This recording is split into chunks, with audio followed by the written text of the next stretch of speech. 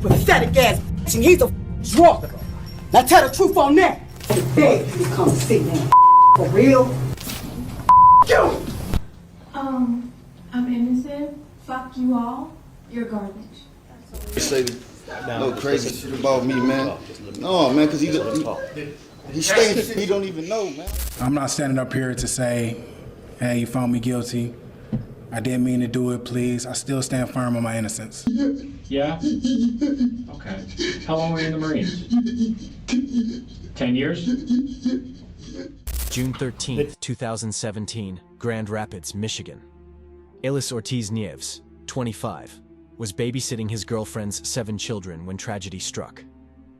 4-year-old Giovanni Majos stopped breathing, his body covered in cigarette burns and brutal injuries. Police found evidence of blunt force trauma, with bruises in the shape of a belt buckle. Ortiz-Nieves was charged with felony murder for beating the child to death. At trial in Kent County Circuit Court, Giovanni's mother, Sonia Hernandez, testified in his defense, blaming her older son for bullying Giovanni. Your Honor, what you decide to give me is nothing compared to what I have been through. I wanted to apologize to my family. But investigators were clear. The degree and location of injuries was remarkable, indicating an adult's brutal force. Ortiz-Nieves maintained his innocence, offering a lie detector test. I feel like it's my fault, man. I couldn't do nothing. What? I never abused any of Sonia's kids. Judge Mark Trusock rejected this, stating, There is no question in my mind, sir. There is no question you committed this murder. You beat this little boy to death. No crazy shit about me, man. No, man, because he's saying shit he don't even know, man. Sir? As the judge described the disgusting evidence, Ortiz-Nieves exploded. I ain't gonna let you sit here and say no crazy expletive about me, man. The courtroom descended into chaos as he ranted, forcing deputies to intervene. Michigan's felony murder statute, MCL 750.316, mandates life without parole for murder during a felony like child abuse. Ortiz-Nieves was sentenced to life without parole. Sonia later pleaded guilty to second-degree child abuse and perjury, receiving 57 months to 10 years, admitting she knew of the abuse. Giovanni's death left a community reeling, with Ortiz-Nieves' rage exposing his guilt. Child abuse can escalate to murder.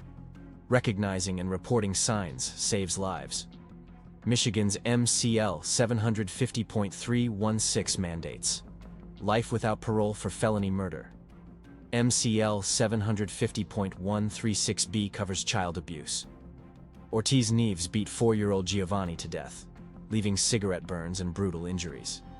Life without parole for Ortiz-Nieves. Sonia got 57 months to 10 years for child abuse and perjury. Michael Bready, a bloody prison escape. October 2017, Pasquotank Correctional Institution, North Carolina. Michael Bready, 32, was serving time for the attempted murder of a state trooper when he orchestrated a deadly escape. Breach came when Bready and accomplices set a stockroom ablaze, then used hammers and scissors to kill 4 correctional officers during the chaos. Education stresses that prison oversight failures enable such violence. Stricter security protocols could save lives. Arrested before reaching the outer wall, Bready confessed, showing no remorse. I'm telling the truth, whether it hurts me or not. In Pasquotank County Superior Court, laws under North Carolina's first-degree murder statute, North Carolina General Statutes, Section 14-17, mandated life or death. The 2019 trial detailed the bloodbath. Officers beaten, like busting concrete, the elevator floor slick with blood. Witnesses described a plugging of wounds with makeshift weapons. Brady's lack of remorse stunned the court. You know murder is wrong, yet you chose escape over lives. The jury returned a guilty verdict in 40 minutes, sentencing him to death. The consequence. Families of the slain officers sat in silence, their grief palpable. Brady's cold stare as he was led away left the courtroom haunted by his unrepentant brutality. 2018, Minnesota. Julissa Thaler, 28, was in a custody battle with her ex-husband Torrey Hart over their 6-year-old son, Eli Hart. Despite her history of drug abuse and delusional behavior, Thaler gained custody. 5 months later, police pulled her over in a car with smashed windows, blood inside, and shotgun shells scattered. Thaler claimed it was deer meat. Yeah. Holy we got a body. All right, let's cover it. Officers found Eli's body in the trunk, shot 9 times with a shotgun. Her Google searches revealed chilling intent.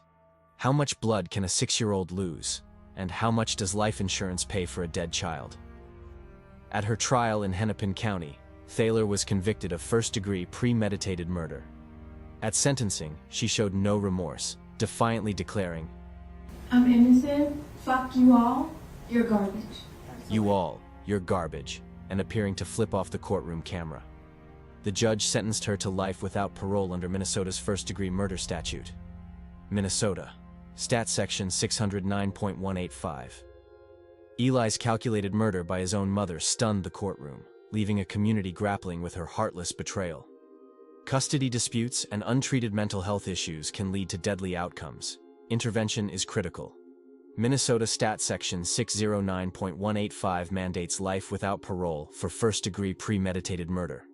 Thaler shot her 6-year-old son, Eli, 9 times, dumping his body in a car trunk. Life without parole for first-degree murder. Mitchell Blair, 2014, Detroit, Michigan. Tyrone Johnson, A Deadly Argument's Aftermath. July 2018, Miami, Florida.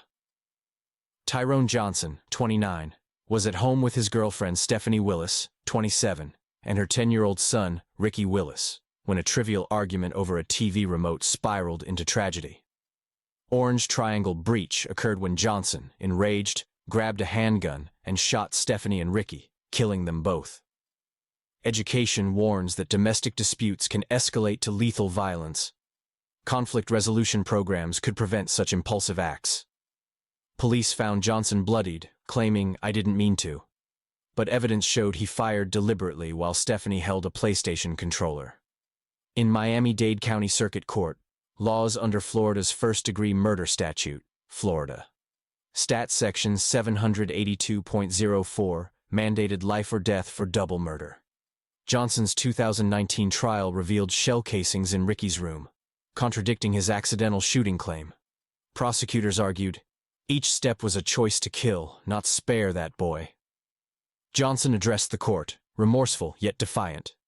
"I'm truly sorry, but the state paints me as a vicious man." The judge declared the murders heinous, atrocious, and cruel, sentencing him to life without parole, the consequence. Stephanie's mother wept, saying, "We'll never see Ricky grow up." Johnson's calm facade during sentencing shocked the courtroom, a stark contrast to the grieving family's pain, forever marking the space with loss. Mitchell Blair, 35, faced charges for the horrific murders of her children, 13-year-old Stoney Blair and 9-year-old Stephen Berry. She tortured and killed them, storing their bodies in a freezer for 2 years while living with her surviving children. An eviction crew discovered the bodies in 2015. Blair admitted to the killings, believing Stoney and Stephen were sexually abusing her youngest child, Matthew. At a custody hearing in Wayne County Circuit Court, Blair erupted at the fathers. "You pathetic expletive. You were never there for them." During her trial, she pleaded guilty to 2 counts of premeditated murder, confessing in gruesome detail, "I punched her, put a bag over her head, till she lost consciousness, threw hot water on her." She described choking Stephen with a belt. Judge Dana Hathaway condemned Blair's failure as a mother, sentencing her to life without parole under Michigan's MCL 750.316, plus child abuse charges. Blair's chilling confession turned the courtroom into a stage of horror. Parental delusions and unchecked abuse can lead to tragedy. Protective services must act swiftly. Michigan's MCL 750.316 mandates life without parole for premeditated murder. MCL 750.136b covers child abuse. Blair tortured and killed her children, Stoney and Stephen, storing their bodies in a freezer. Life without parole for 2 counts of murder, plus child abuse penalties. Neil Simson, spitting defiance at justice. August 2007, Cleveland, Ohio. Neil Simpson, 35, entered a pizza shop intent on robbery, but ended in murder. Breach occurred when he shot owner Dave Kowalczyk, 45, at close range, fleeing as employees called 911. Education highlights that economic desperation fuels violent crime. Job training programs could deter such acts. Simson was arrested after a manhunt, his guilt confirmed by surveillance and witness testimony. In Cuyahoga County Common Pleas Court, laws under Ohio's aggravated murder statute, Ohio Revised Code Section 2903.01, mandated life or death. During his 2008 trial, Simpson's behavior shocked. He spat on jurors and cursed, undermining his plea for leniency. Kowalczyk's sister wept. Dave would have helped anyone, but you shot him like a coward. Simpson denied guilt. I'm sorry for your loss, but I didn't kill him. Requesting crucifixion or stoning, he mocked the court. The judge sentenced him to life without parole, the consequence, rejecting his death penalty demand. Kowalczyk's family left in tears, the courtroom a battleground of Simpson's defiance and their unending grief. Case 4. Joseph McAlpin. A Robbery's Deadly Toll. April 2017, Cleveland, Ohio. Joseph McAlpin, 40, targeted a car dealership owned by Mike and Trina Kuznick, fatally shooting them and their dog, Axel, during a robbery. Orange Square breach was his calculated plan to kill to eliminate witnesses.